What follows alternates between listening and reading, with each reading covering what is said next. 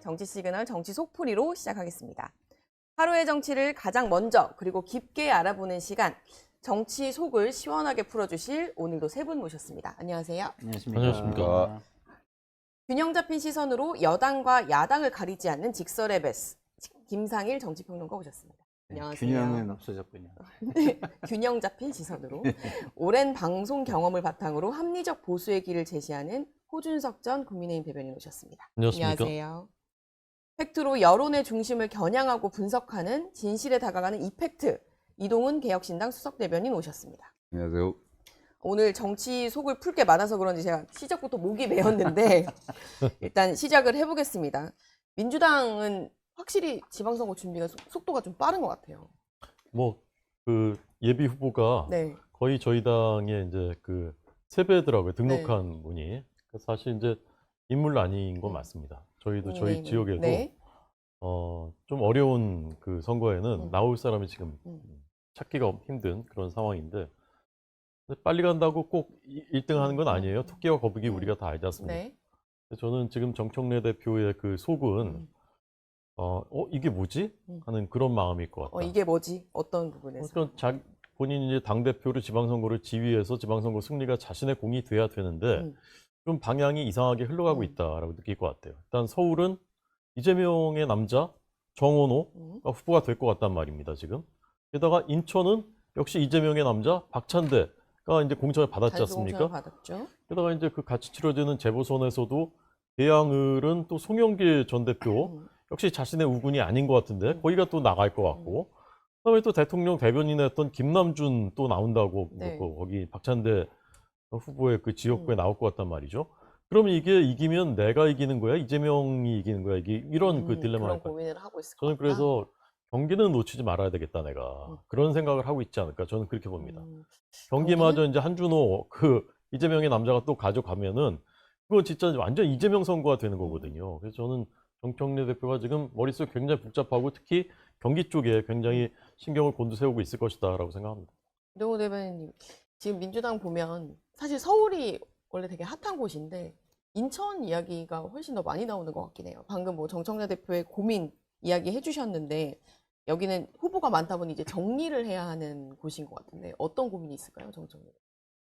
그러니까 뭐 정청래 대표를 그런 식으로 엮어가지고 우리 호준석 대변인께서 말씀하시니까 아주 좀 새롭네요, 사실은. 왜냐면은 이제 민주당 당내 갈등까지 이제 앞으로 내다보면서 하시는 것 같은데 사실은 지금 드러나는 그런 모습들은 민주당이 사실 일사천리 공천이죠. 아무 그칠 것이 없고 왜냐면은 지금 지방선거 자체 승률 자체가 민주당이 굉장히 높게 보여지는 상황이지 않습니까? 그건 상대적으로 국민의힘은 지금 아무것도 지금 못하고 있고 그야말로 사면 초과의 상황 이런 상황들이기 때문에 민주당은 그야말로 그칠 것 없이 공천을 하고 있고 지금 4월 20일까지인가요? 그때까지 공천을 전부 마무리하겠다. 이렇게 정청래 대표가 거칠 것 없는 얘기했는데 공천. 물론 그 내부에서 지금 호준석 대변인 말씀하신 것처럼 그리고 어떤 친청이냐 친명이냐 이런 부분들을 가지고 신경전이 뭐 없을 수는 없겠죠. 그렇지만은 정청래 대표가 제가 봤을 때는 생각하는 거는 아무래도 이번 지방선거는 일단 이겨놓고 8월 전당대회에서 뭔가 명청대전에 진짜 승부를 보자, 전쟁을 하자라는 생각을 하고 있는 것 같아요. 그래서 그 준비를 하고 있는 것 같고 그래서 아시겠지만 1인 1표제라는 것들이 관철이 되어 있는 상황이기 때문에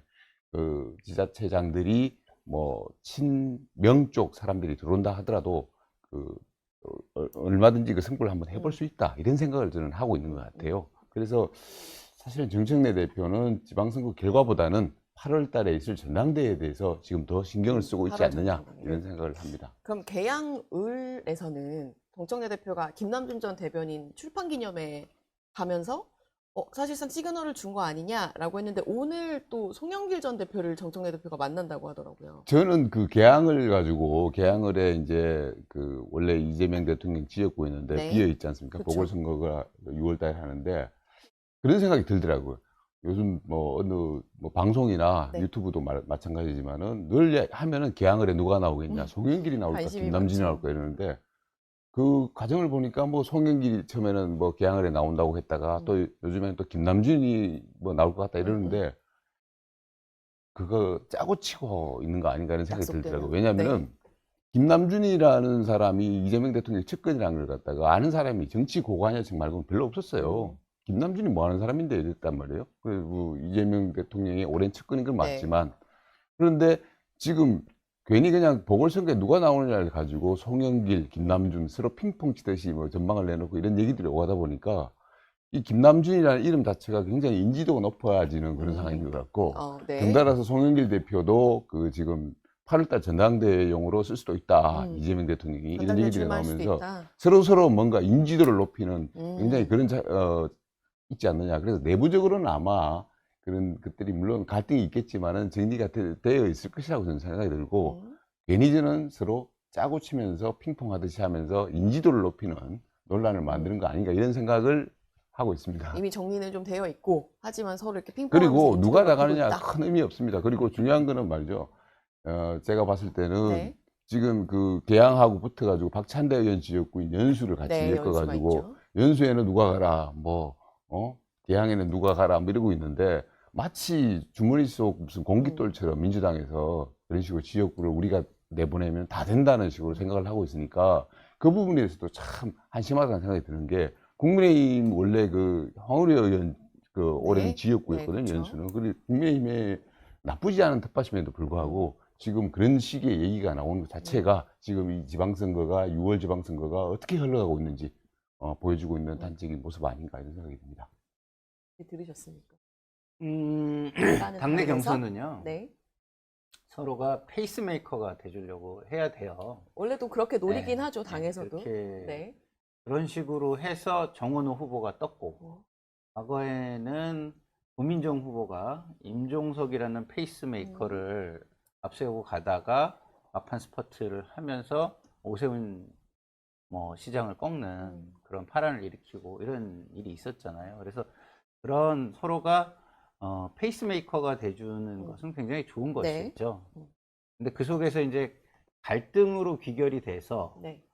본선에 가서 그 갈등이 표면화되는 그게 이제 최악인 건데 거기까지만 가지 않는다면 우리 이 대변인님 말씀하신 것처럼 좋은 거라고 봐요. 인지도도 높아지고 서로 페이스메이커가 돼주고 하는 그런 게 되는 것이기 때문에 좋은 거라고 저는 보고 있고요.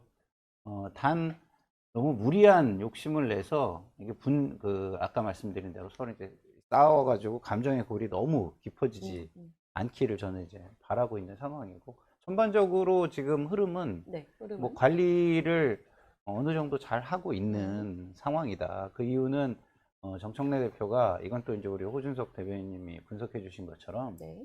조국혁신당 찬반 논쟁에서 입은 상처가 너무 커요. 네.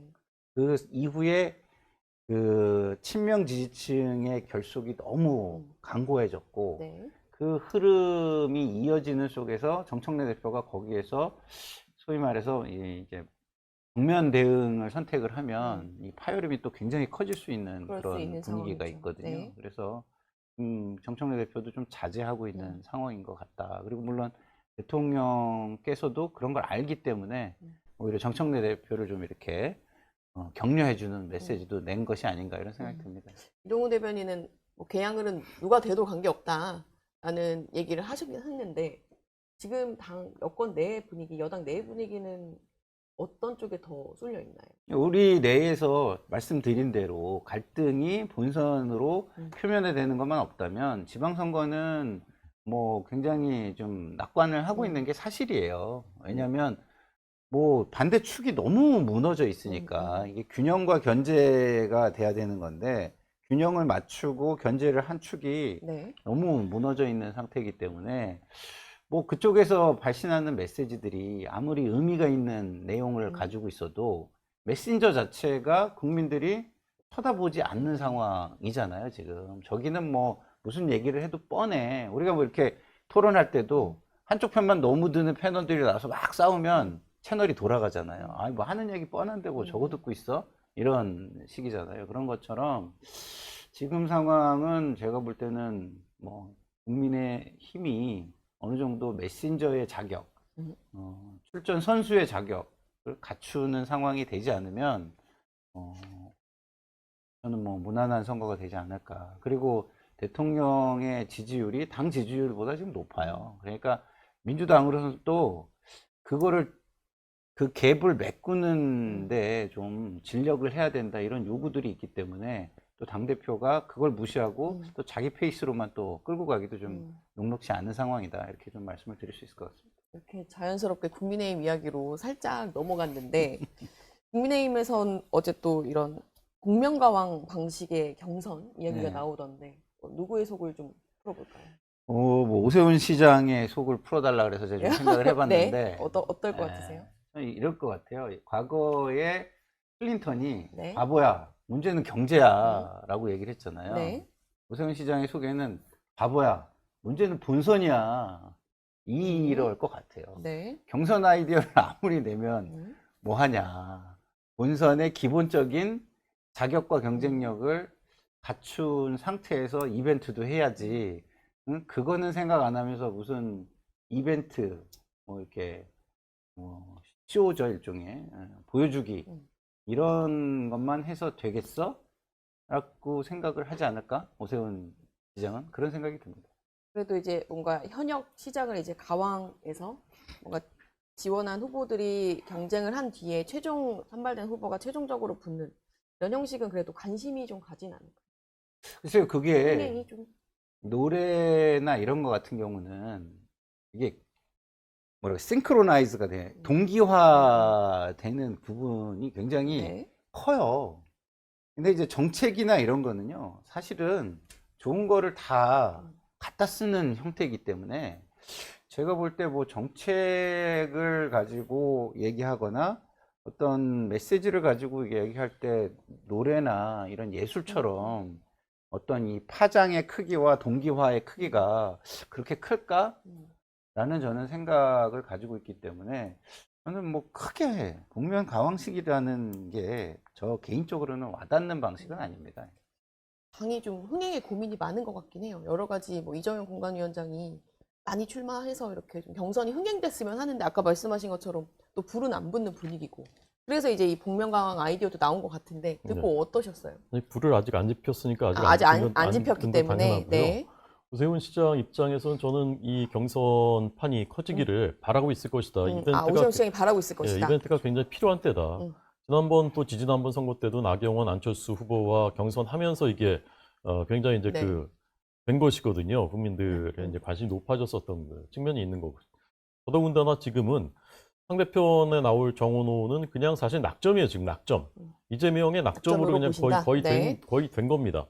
근데 이쪽에서는 그 오세훈 시장 입장에서는 본인은 당 지도부와는 다른 노선이고 그러니까 뭔가 좀 싸워 나가는 이런 상황에서 오히려 이런 경선을 통해서 네. 자신이 주자가 된다면 지금 이제 그 뭐 4선 피로감 뭐 이런 것들을 오히려 극복할 수 있는 그런 네. 그 계기로 만들 수 있을 것이다. 그래서 저는 이런 경선을 바라고 있을 것이다라고 보고요. 아까 지나갔는데 하나만 더 말씀 꼭 드리고 싶은 게 있는데 지금 범죄 피의자들 전성시대입니다. 세상 우리나라가 범죄 공화국이 되고 있는 거나 마찬가지예요. 네. 뭐 치맥 회동을 뭐 송영길 뭐 김용 다 모여가지고 뭐 했다고 하는데 한준호 예, 의원과 한준호 의원. 송영길 그 전 대표는 우리가 다 알지 않습니까? 전당대회 동봉투 뿌리고 그게 무죄가 아니에요. 증거 능력이 네. 그냥 불법이다라는 그건데 게다가 김용 이분은 자기의 그 2심까지 이미 유죄 판결 받았을 뿐더러 그거를 무죄로 만들기 위해서 위증교사를 시켜가지고 두 명이 법정 구속됐었던 그런 사안입니다. 근데 이거를 공소 취소될 것이다. 그냥 무법천지 만들겠다는 거 아닙니까, 나라를? 게다가 대법원장 이제 탄핵하겠다고 합니다. 탄핵안을 다 만들어놨대요. 대법원장이 뭘 잘못했습니까? 어떤 헌법과 법률에 중대한 위반이 있었다고 대법원장을 탄핵을 시킨다는 겁니까? 그러니까 이석연 국민통합위원장 같은 사람이 문명국가의 수치다. 김용민 뭐 의원 같은 사람은 아예 이번 그 이른바 사법개혁 거기 하면서 검사들을 일단 다 자르고 다시 임용하는 이렇게 하자는 법안을 또 만들었다라는 거예요. 네. 그다음에 검찰총장은 헌법에도 규정이 되어 있는 이름인데 검찰총장 이름도 그러니까 헌법이고 뭐고 없다는 거예요. 그냥 우리 마음대로 다 하겠다라는 거예요. 네. 세상에 이런 나라가 어디 있습니까? 정청래 대표가 그랬잖아요. 대통령도 갈아치우는 마당에 어디다 대고 삼권 분립 운운하느냐. 이런 말을요, 만약에 보수 정당의 누군가가 했다면 그 사람 벌써 내란 선동 혐의로 기소되고 재판 받고 있을 겁니다. 세상이 지금 이런 세상에 들어가고 있고 이런 판으로 지금 선거가 치르겠다. 김용도 내보내고 송영길도 내보내고 조국도 나가고.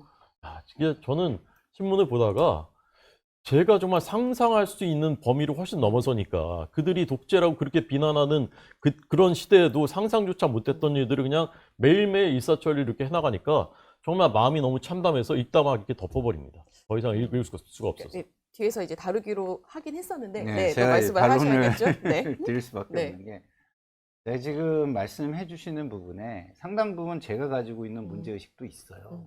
근데 제가 그 문제의식을 표출하지 못하는 이유가 뭘까요? 뭘까요? 국민의힘이 그거보다 바닥에 가 있기 때문이에요. 이런 문제를 얘기해도 국민들이, 아, 그래, 저거 문제가 많이 있지. 저 문제를 해결해야 돼. 이렇게 생각할까요? 아닙니다. 저 문제를 해결하기 위해서, 만약에 저 문제를 해결하기 위해서 표를 주면, 네. 아, 더 큰 문제에 대한 우리가 면죄부를 주는 게 되겠지. 라는 것 때문에 줄 수가 없는 거예요. 그래서 저는 저도 저희 민주당이 더 모범적으로 잘 해 나가기를 바랍니다. 지금보다 더 잘하기를 바라요. 지금 하는 것들이 과유불급이라고 저는 생각합니다.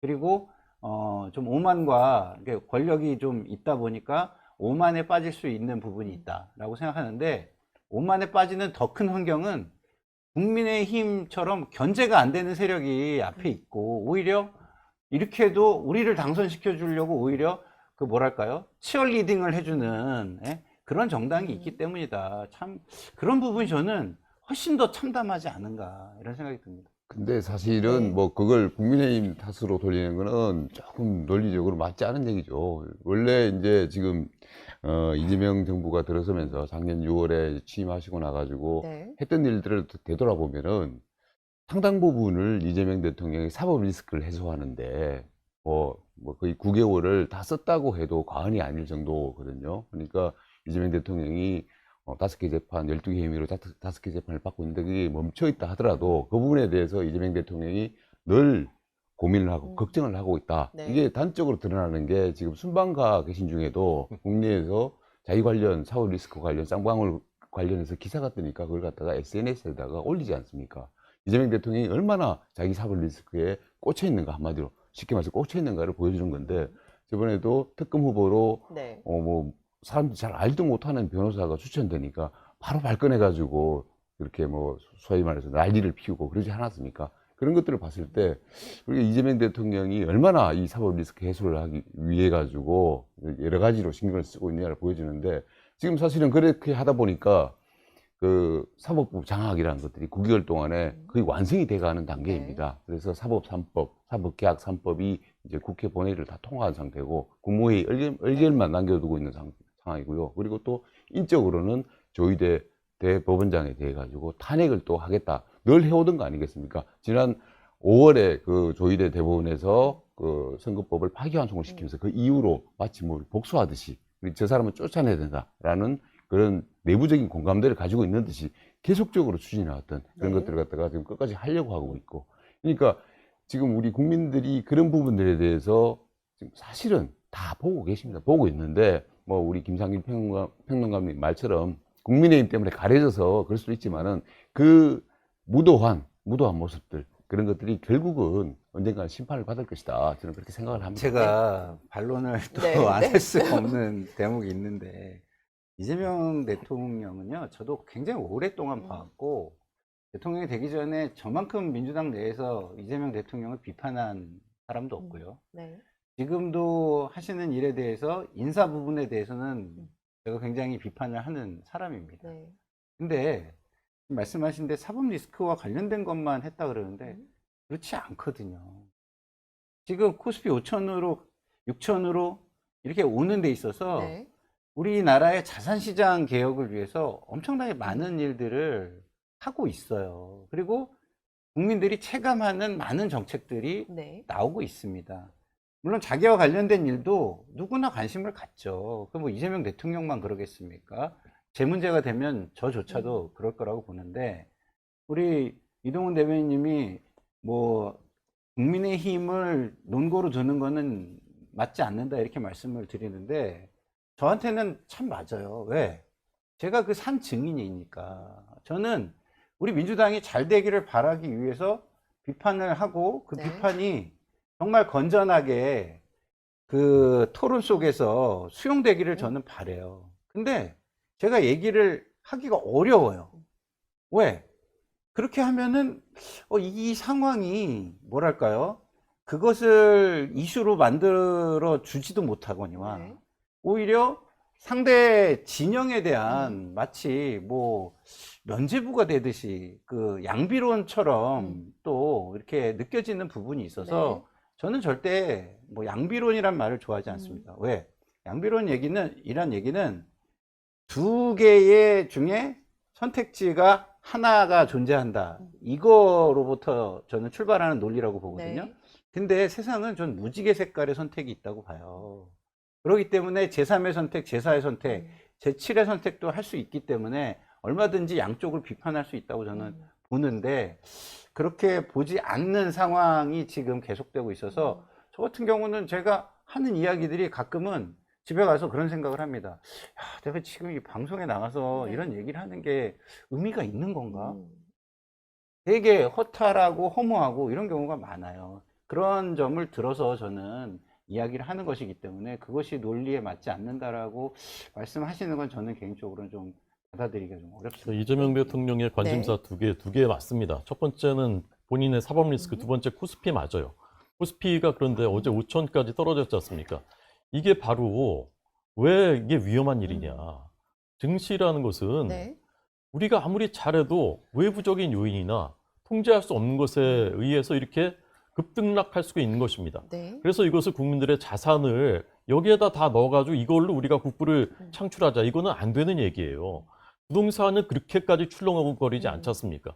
증시는 기본적으로 우리 실물 경제가 탄탄해지고 기업들의 체력이 좋아지고 네. 거기에 따라서 증시가 좋아지고 이렇게 돼야 선순환인데 지금 이재명 대통령은 부동산 지금 얘기하는 거 다 마찬가지거든요. 부동산에서 돈 빼가지고 코스피에 넣으라는 거예요. 심지어는 연기금까지 다 이제 코스피에 넣자 이런 것이지 않습니까? 그런데 이것이 얼마나 위험한 일인지 그리고 본말이 전도된 것인지를 어제 다시 한번 우리가 그 충격을 통해서 알게 된 것이고 이재명 대통령의 지금 그 관심사는 제가 볼 때 크게 보면 머릿속에 이만큼 사법 리스크 이만큼 코스피 저는 그거라고 생각합니다. 아까 말씀드렸던 네. 거에 조금만 제가 보충을 더 네. 하자면은 지금 사실은 지금 사법부 장악 그 지난 6월 취임 이후에 네. 이런 어떤 플랜들이 이제 거의 완성 단계에 와 있고 왜냐하면 사법부라는 거 지금 민주당은 사실 뭐 국회에서 절대적인 다수 의석을 가지고 있고 그리고 행정부 권력 가지고 있고 그리고 사법부는 선출 권력이 아니기 때문에 원래 사법부의 의의라는 것이 선출 권력이 아니기 때문에 상권 분립이 서 있는 겁니다. 그런데 사법 3법을 통해 가지고 사실상 사법부를 급박하고 뭐 대법관을 정원을 하고 그리고 4심제까지 도입하면서 사법부 장악이 끝났다라고 저는 보여집니다. 그런 상황이고 조희대 대법원장을 쫓아냄으로써 사실상 사법부를 완전히 이제 장악하는 그런 권력이 탄생을 합니다. 그 87년 이래로 이런 권력이 있었던 걸 한번 돌아보시기 바랍니다. 그 3권을 완전히 장악을 해가지고 이런 상황에서 지금 지방 권력까지 6월에 지방선거를 통해 가지고 완전히 장악해버리면은 정말 우리나라는 연성 독재 국가로 갈 수밖에 없다. 그리고 7년 이전에도 없었어요 이런 일은. 아니 근데 그 이후에 제가 볼 때는 문제만 보시고 그 문제를 둘러싸고 있는 환경이나 이런 거는 너무 안 보시는 것 같아요. 저는 과거에 우리가 사법부에 대해서 이렇게 하는 세력이 있다면 버텨낼 수 있었겠습니까? 네? 버텨낼 수 있었을까요? 근데 이렇게도 지금 할 수 있는 이유가 도대체 뭔지 이 환경을 저는 정치권에 있는 분들은 다 같이 반성하셔야 된다고 봐요. 예? 그런데 사법부 장악 이게 만약에 입법에 의한 독주에 의한 이런 걸로 장악이 되는 거였다 한다면요. 다음 선거에서 만약에 국민의힘이나 다른 정당이 이기면요. 이거 다 바로잡을 수 있는 겁니다. 지금부터라도 선거에 이기기 위한 노력을 좀 해주세요. 그러면 이런 거요. 함부로 못합니다. 네.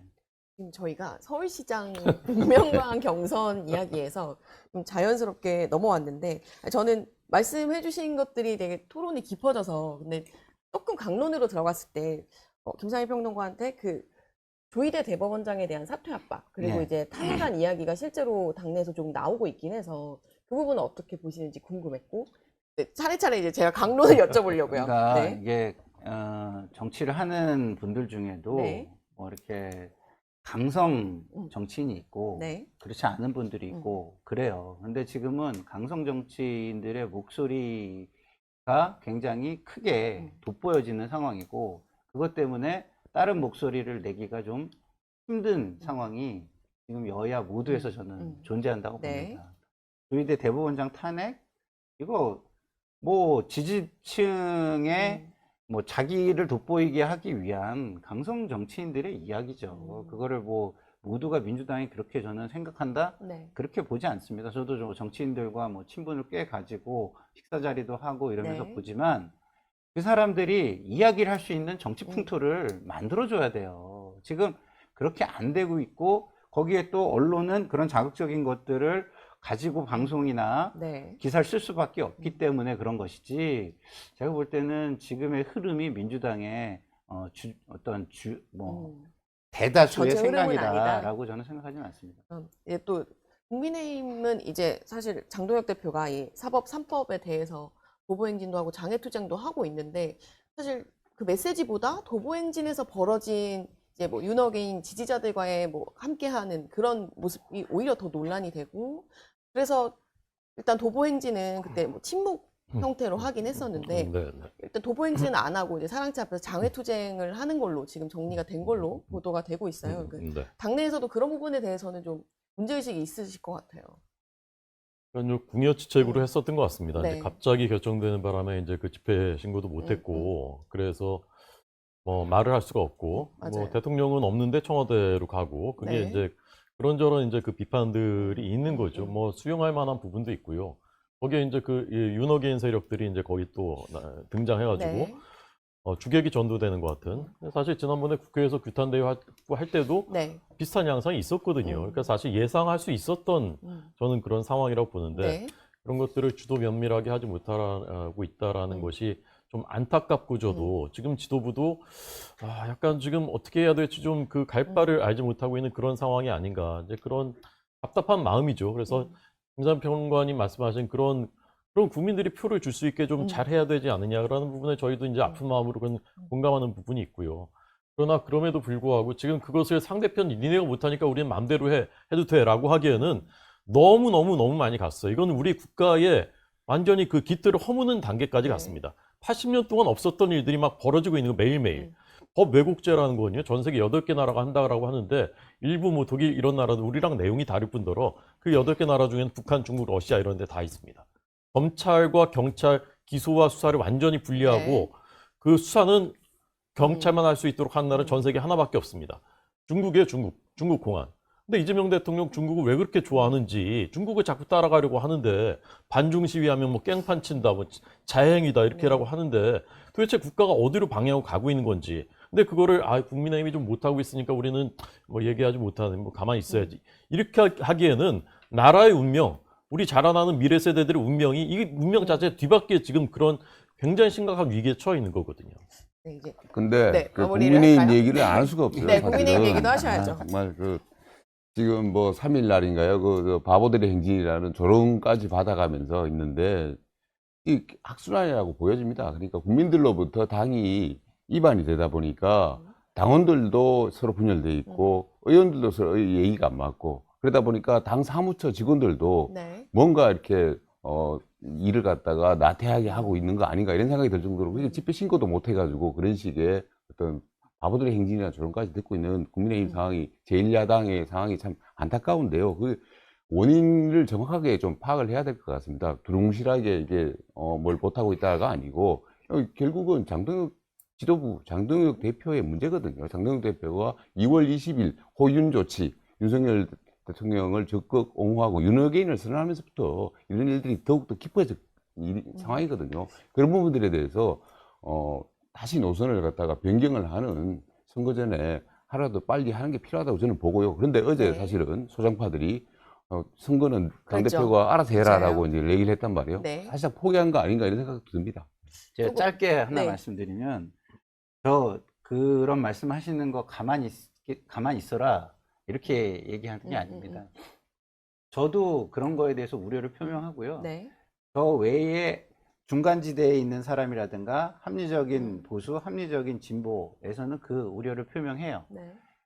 그 사람들이 얘기할 수 있는 공간을 열어달라는 말씀을 드리는 거고, 그 사람들이 얘기할 때 더 효과가 크다는 것도 좀 알아달라는 말씀을 드리는 겁니다. 예, 그리고 선거 알겠습니다. 포기한 거 아니고요. 네, 아니랍니다. 소장파들 얘기는 네. 지금은 일단 선거를 이겨야 되니까 네. 일단 우리의 뜻은 충분히 전달했고 일단 더 이상 내분 양상은 밖으로 보이지 네. 마자. 그런 취지인 것으로 이해하고 있습니다. 알겠습니다. 저희가 조금 뒤 시그널픽에서 김용태 의원을 한번 만나볼 예정이어서 그 부분까지 다 여쭤보도록 하겠습니다. 오늘 정치 속풀이 여기까지 하겠습니다. 세 분 감사합니다. 감사합니다.